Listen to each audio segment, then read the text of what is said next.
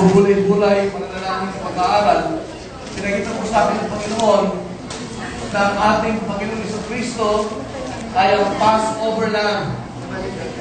Alam ko po na mahirap unawain yung konseptong ito na si Jesus ang Passover Lamb sapagkat wala tayong lupa sa Pilipinas. O kung meron man, nandun sa mga probinsya, ang bihira sa atin dito siguro marahil, kung nakakita na kayo, praise God. Kung hindi naman, ay alam ko hindi nyo pa naunawaan kung gaano ka-importante ang lamb. Okay, so, yun po aking ipaliniwanag sa ating lahat na si Jesus po ang ating Passover Lamb. At pangalawa, ating po unawain kung bakit po tayo may komunyon. Saan pa nagmula itong komunyon na ito? Ano ang pundasyon ng komunyon? Pag ito po yung naunawaan natin, lalo pong lalalim at gaganda ang ating relasyon sa Diyos, at lalo pong titibay ang kanyang kayayaman, ang kanyang grasya, at ang kanyang buhay sa ating kanya-kanyang buhay, sa ating kanya-kanyang pamilya at iglesia. At pangatlo, babagin ko na po sa inyo kung anong blessing ng pag-celebrate ng Passover at ng communion. Number one, kapag po ang isang komunidad o isang iglesia ay meron pong exercise or practice of Passover celebration. At communion, ito po ang unang blessing ng Lord. The blessing of a new life. Everybody say, the blessing of a new life. Meron po laging bagong buhay na umusbog parang bukal. Kapag ito po yung ating sinagawa o ginagawa. Hindi lang as families, but also as a congregation. Lalo po kapag ang mga komunidad ay naunawaan ang komunyon, naunawaan ang Passover at ginagawa ito. Ginagawa po ito. Okay, number two, meron po siyang internal at external blessing. Pagpapala sa loob, pagpapala sa labas. Kaya excited na po kayo marinig ngayon. Kung ano ang inahin ng Diyos sa atin. Hindi po ito adobo. Hindi rin po ito sinigang. Kari-kari. Ito po ay fusion ng East and West. Kaya alam ko po magiging malusog kayo at makataklalo kapag ito ay natutunan ninyo. Okay, let's pray. Heavenly Father, thank you for once again. Tinipon niyo po kami at mag-aaral po muli kami na inyong mga salita. Yan tayo po ang bawat isa, buksan yung isip, ang inyong liwanag, ang inyong ilaw at ang inyong buhay, at ang mayaman yung pagpapala sa loob at sa labas, at ang pagpapala ng bagong buhay sa lahat ng lugar at sektor ng kanilang pamumuhay o God ay mangyari at maganap habang sila'y nananalig at iyayakap ang selebrasyon ng Pasko at ang komunyon. Sa pangalan ni Jesus, amen. Palakpakan natin. Okay.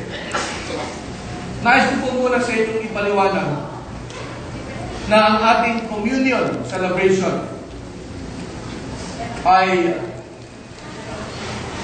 an unlimited o walang sukat na posibleng practice o posibleng exercise ng isang once a year celebration called Passover. Everybody say Passover. Passover. Okay. What is Passover? Ang closest po ng Passover sa Christian tradition ay walang iba kundi yung Lenten Week. Kaya lang po, ang Lenten Week natin, Catholic and Protestant tradition may deficiency. Meron po makulangan, malaking makulangan. Ang sentro ng ating mga Lenten Week celebration ay number one, sa sufferings ni Christ. Tama po po hindi? Tama? Nakasentro sa kanyang paghihirap, nakasentro sa kanyang kamatayan, nakalulungkot lang yung application at tradition ay non-scriptural. Kaya walang sanctification. Ang sanctification po, nasa obedience ng word. Wala sa obedience ng tradition o sa non-scriptural precept or instruction. Okay? In other words, pag gumagawa ka ng isang bagay na hindi ang salita ng Diyos, wala ang Diyos doon. Kaya walang pagpapala. Pangalawa, ang Lenten week po natin ay nakasentro po sa kanyang pagkamatay lamang, pero hindi po nakasentro sa kanyang walang pagkakasala. Hindi mo napansin, pag tayo po nag-Lenten week, ang ating po emphasis, death and resurrection, pero hindi natin iniisip na ang pinakamahabang pista sa Lumang Tipan ay ang Feast of Unleavened Bread, na siyang ang simula niya on the first day of the Feast of Unleavened Bread is the Feast of Passover. And the next 6 days is the Feast of Unleavened Bread. Yun po ang pinakamahaba sa Lumang Tipan ng isang linggo kung saan pista sila. Pista yun. At yun po ang miss na miss at walang-wala sa ating Lenten week celebration. Kaya, bihira po sa Catholic tradition na ang mga nagpa-practice po nito, bihira yung umuunlad talaga. Hello? Dahil hindi emphasize yung sinlessness ni Christ. Yung kanyang pagiging walang sala. So, talagang deficient na deficient ang ating celebration ng Lenten week. Plus, mali pa yung date. Hello? Mali pa yung date. Ngayon po, gusto mo po natin i-practice ang Lenten week? Wala masama, you can go with it. Pero, pag hindi po perfect at hindi ayon sa word, walang sanctification. Hello? Wala po separation, walang grasya at Diyos doon. Walang masama at hindi po tayo dapat mag-condemn. Kaya lang, bilang nga po, walang pagpapala. Doon tayo sa pinagpapala tayo. Amen? Amen. Amen. So let's go to Exodus chapter 12.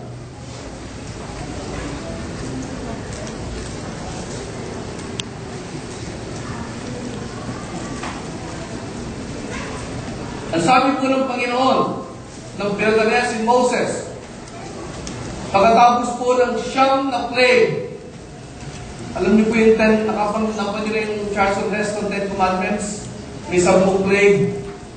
Yung ika-9 plague, pagkatapos po noon, nag-instruct ang Diyos o binigyan ng utos ng Diyos si Moses at sabi niya, sa ika-10 plague, papakain ko ang lahat ng panganay ng Ehipto at lahat ng panganay na anak, lahat ng panganay na hayop ay aking papatayin, ang sabi ng Panginoon. Ngunit ang lahat ng mga Israelita at aking mga anak na siyang nasa lahi ni Abraham, Isaac at ako, ay hihilingin kong dumako lahat sa kanya-kanyang mga tahanan. Go to their own houses. Yung mga walang pamilya, sumama sa may pamilya. Yung mga balo na nag-iisa, sumama sa isang pamilya o sa kanilang mga kamag-anak. Basta po sabi ng Panginoon, pumasok kayong lahat doon sa tahanan, kanya-kanya ninyong tahanan. Dahil, sabi ng Panginoon, I will pass over Egypt. At lahat ng wala sa tahanan at yung tahanan ay walang dugo sa kanilang doorpost, yung haligi ng pintuan, taas at dalawang tabi. Pag walang dugo, papasok ang angel of death at papatayin ng panganay at ang lahat ng panganay ng pakinabo ang hayop nilang panganay. Papatayin ng angel ng anghel. At ang sabi ng Panginoon, tandaan ninyo na itong buwan na ito ng Abib or Nisan, which is the first month of the biblical calendar year. Tayo po, ang ating kalendaryo ay hindi ayon sa Bible calendar. Ang ating po calendar ay Greco-Roman or Gregorian, or in other words, 365 days in a year. Ang Bible po, 360 days in a year. Kaya kung gusto ng konti ng Bible, nasa year 2018 na sakta tayo, more or less.